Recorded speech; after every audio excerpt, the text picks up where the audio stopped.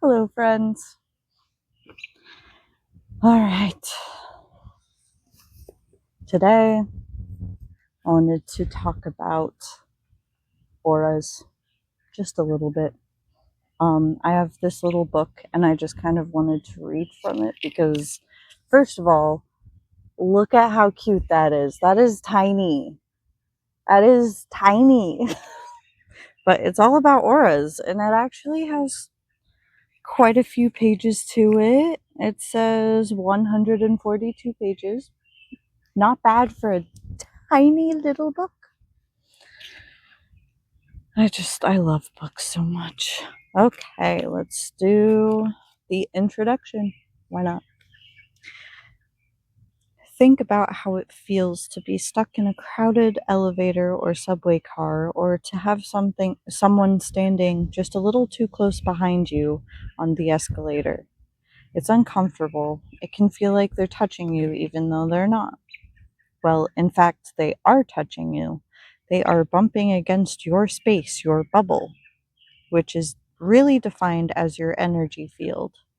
Each of us vibrates with energy extending out into a field beyond our physical body, and that field is called the aura. With practice, it's possible to physically feel an aura. Energy leaves a charge in the air, and that charge can be felt. To test this, try rubbing your palms together furiously as if you're trying to warm them on a cold day. Press hard. So,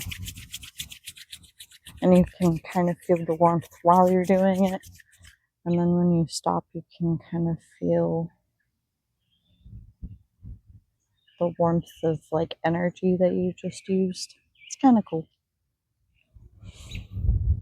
Do this for about 30 seconds, then release, holding your hands a few inches apart. That pulse of energy you feel between them is your own aura.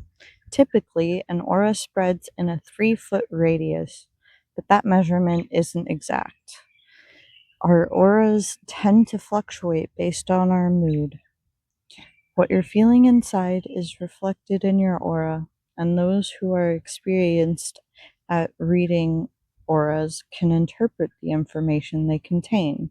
But in truth, we are all reading auras all the time. When a friend arrives at a restaurant for your planned lunch date and you can just tell she's out of sorts before she says a single word, you are reading her energy, her vibes, her aura. Understanding how to sense and interpret your own aura and the auras of those around you can help you navigate through life. Like astrology or personality tests, auras are just a source of information, and the more information we have, the better we can respond to any given situation. Perceiving and comprehending the meanings of auras can take us beyond simply sensing someone's vibe and lead us someplace deeper into the details, or some of them, anyway.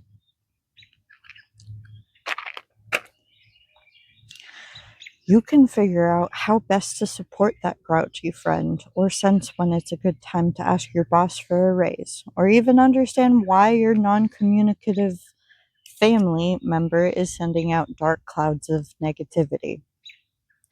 Better still, you can strengthen the boundaries of your own aura so you aren't quite so affected by the moods and experiences of those around you.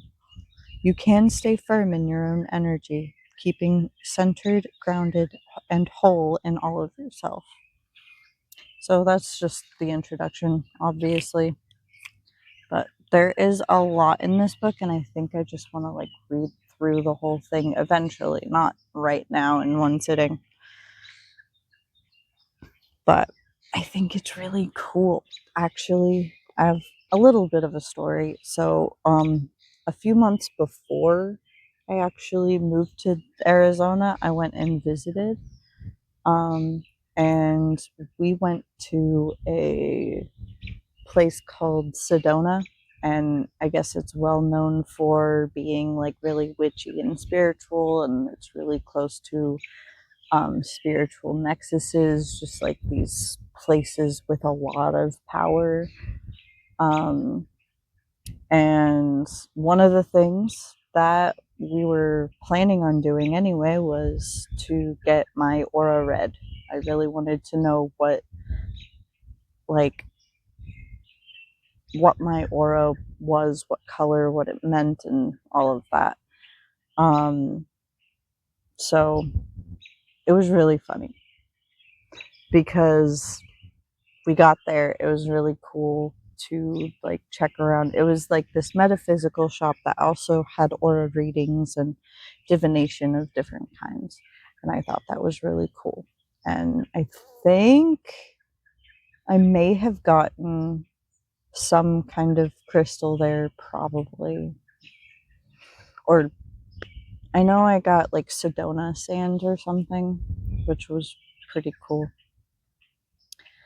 But so that was really cool. And then I made an appointment, I guess, for getting my aura read. And I go into this little room. They have computer and like camera and different things. They actually take a picture of your aura, and I thought that was really cool. So I tried to go and look around to see if I still had the pieces of paper and everything, but if I remember right, I threw them away because I had to move very quickly and I couldn't bring anything that I didn't deem like essential. Basically, I brought everything that was kind of essential to me and had to leave behind a lot of stuff. And I threw away a lot of things that meant a lot to me. But that's a whole other thing. Anyway, we went. I got into the little room, and she just said, "Smile for the camera," or no, she explained everything first. That everyone, has an aura around them, and you'll see like different colors and stuff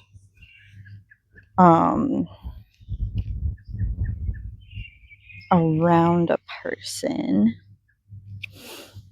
and that they are able to take a picture.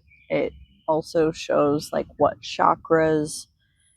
um, what chakras kind of need work.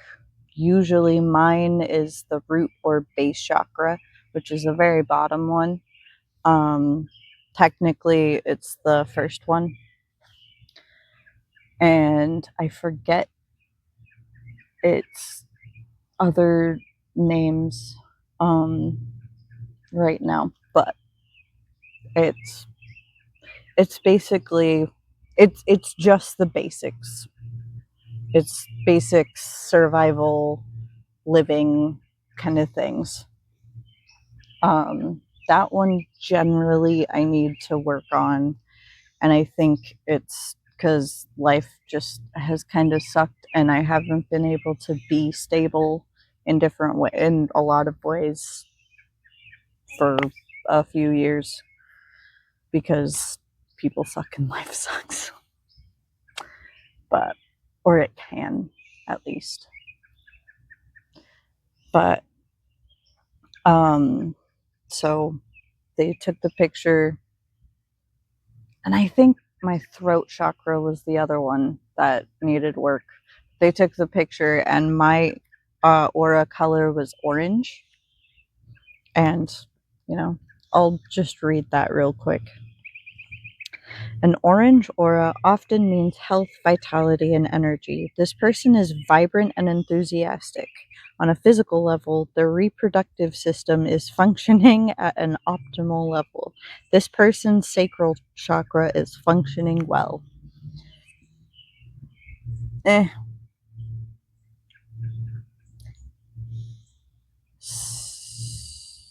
Let's see. Base. I think it's like right here, like just below the belly. is the sacral, and it is about like sexual things. Um, so not just sexual, but that's the only thing that I can think of right now. Yeah, I think it's like sexual and affectionate and stuff like that. Anyway, but I was orange, and the funniest thing is that so that um it was like it was orange, and she's like, that's really cool, but it also makes sense because I made a face doing that picture. I was just like and I wish I was able to save those that picture at least, but it was really funny, and she's like, no one has ever made a face, like it's a great thing that you made a face, and it kind of makes sense with the orange aura you've got going on, but no one's ever made a face before. I've never seen it happen. And I'm like, oh, really? I'm the first to do that? That's crazy to me because, my brain just goes to like how many people in a fucking day do this? Like get their aura pictures taken. How many people does that goes in and like does that anywhere, honestly? But like at that specific place because Sedona specifically, like they take aura pictures. How am I the only one that's ever made a face there? But it was really cool, and I definitely forget what the place was called. If I looked it up, I know that I probably would be able to figure that out, but I don't.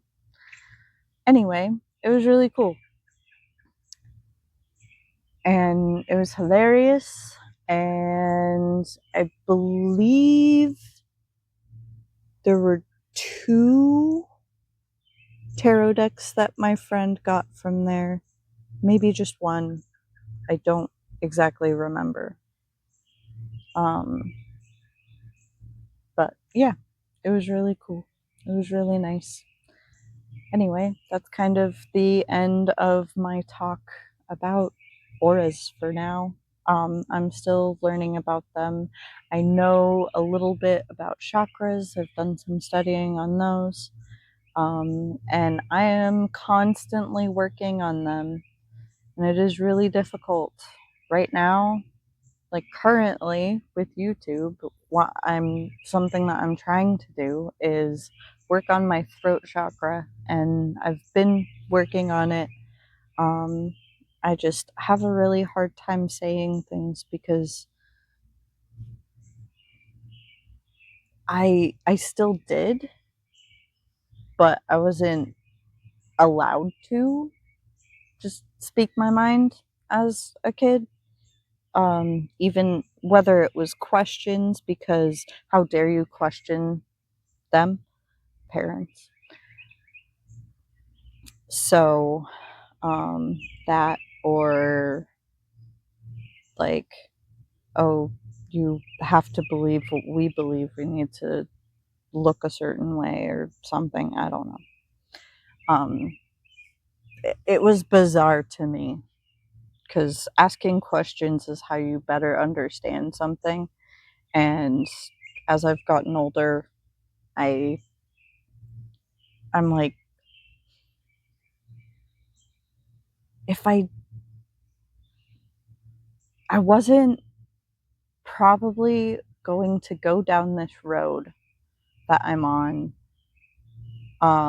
as I have been, if I had just learned about it when I was younger. If I had learned about witchcraft and paganism and lots of things when I was younger, when I was really like just wanting to learn about everything, then I don't know if I would still be a Christian, but I would still probably be